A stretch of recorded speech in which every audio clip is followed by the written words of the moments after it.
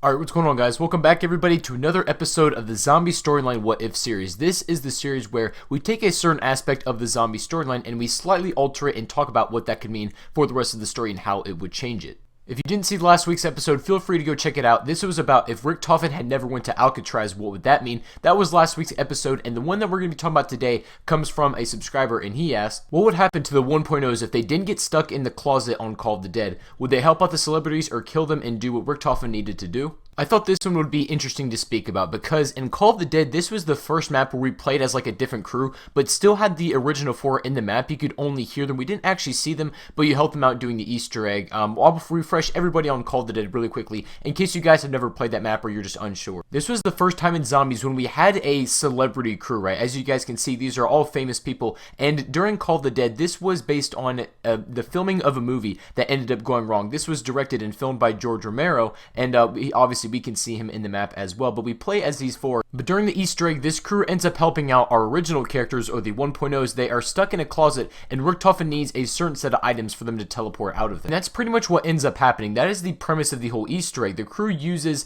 the Call of the Dead cast in order to, well, especially Richtofen, but to bring him equipment and items that he needs so he can reactivate the teleporter and leave that closet. Now, what if, for instance, in this timeline, they still get teleported to Call of the Dead, but let's say that this closet door that you can see right here, instead of being shut and being locked and they can't even, kind of talk to these guys face to face, what if this door had been open? Now keep in mind, this doesn't change the original circumstances that much because they still arrive in Siberia at Call of the Dead and their teleporter is still broken. Richtofen can't really do anything at that point, and they end up meeting the other crew in this timeline. So what would then happen? This is where the news story begins, and we find out what happens between these 8 characters instead of just 4.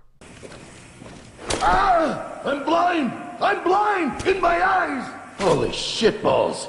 Me too. What did you do, Richtofen? I did nothing. There's a light switch. Oh, I think I found a lever.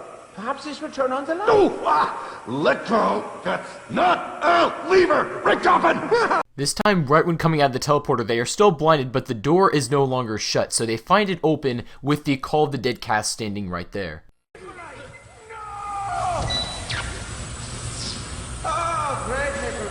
You've just activated the MTG security system. Good. Excuse me. You're outside.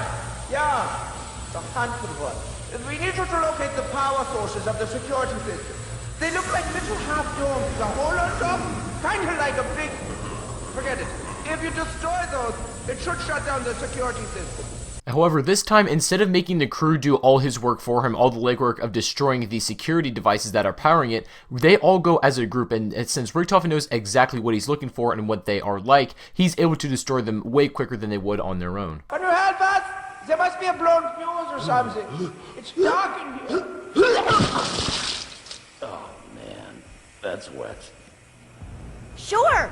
Why wouldn't we help some evil-sounding stranger while we're busy fighting zombies? While they're working on the device and getting the teleporter ready to go again, Richtofen realizes that it's going to be very easy to take advantage of this crew, and he can get them to do basically whatever he wants, and he knows none of the others are going to do anything about it. He has literally no connections or attachments with these people because he knows he's going to be leaving in, a moment's notice. As soon as that teleporter is ready to go, he has no use for these people, so might as well use them. This is his mindset, and this is how he treats the rest of the cast as this goes on, and Sarah Michelle Gellar becomes very suspicious and knows of Richtofen's deception and how he's trying to take advantage of the rest of her crew. She makes aware Danny that he is just merely being used by these other 4 people, and that she has a plan to take down Richtofen while he isn't expecting it, but she needs his help with it, and he agrees. Danny then spots Richtofen sitting by himself repairing the teleporter and getting ready to leave that area as soon as it is ready, and he goes up to Richtofen, sneaks up to him, and tries to attack him. However, Takio had seen this coming and warned Richtofen before a shot was let off, and right when Richtofen looked up, Danny had took a shot at Richtofen's head but missed because in the nick of time, Takio had warned Richtofen in order so he could get out of the way, but since this shot was fired, then that means Danny was automatically hostile, and Takio ended up putting a shot right through Danny's chest. This automatically drew attention, but it didn't matter too much to Richtofen because he knew that the teleporter would be ready in just moments and then they would be getting out of there soon with no repercussions from these other people. Without assistance from the entire group and with them broken up, Robert and Michael were overtaken by the zombies without the help of Sarah Michelle, who had went into hiding right after this attack was placed so the blame would not be placed on her. Richtofen, Dempsey, Nikolai, and Takio hastily get out of that room and they turn on the teleporter and teleport over to Shangri-La as they always would.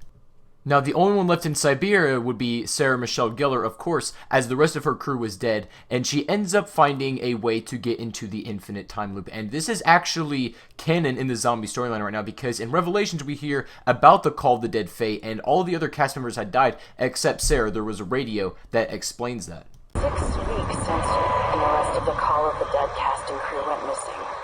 Hollywood's lost its fucking mind with this story. An entire production vanishes? Crazy talk. I told you, this is why you don't shoot in Siberia. So with agent on line 1, manager on line 2, I needed to sort this quickly. I'd rather zombies come from even an agent. That's real horror. I don't need that.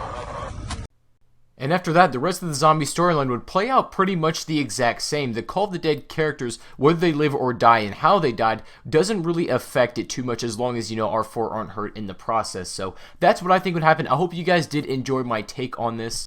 This is just the way that I think things would play out if they had the way they did, and you know what I mean after. So I hope you guys did enjoy this anyway, and if you want to be, featured in the next episode, or you want your topic talked about in a future one, all you have to do is either leave a comment on this video, tell me what you would like me to talk about, leave it in the comment section down below, or you have another option, you can tweet me on Twitter. The link to that will be down below in the description. Just send me one of your questions. If I think it's something that's very interesting and worth talking about and kind of warrants its own video, I would definitely put it in a future episode. I'll have them written down, whatever I want to talk about, and they will definitely come up in future episodes. So you have 2 options, either in the comments below on this video or on Twitter. I hope you do get into a future one, and if you guys did enjoy this video, be sure to drop a like on it, guys. I really would appreciate the support on the series, and if you do want to see more stuff like this, if you guys have not already, be sure to subscribe to the channel. There's going to be a new episode of this every single week, and you will have your chance to have your comment answered or your topic talked about in a future video just by leaving a comment or tweeting me on Twitter. So anyway, guys, that is going to be it for today. Thank you everybody so much for watching. I hope you have a fantastic rest of your day, and I will catch you guys on the next video.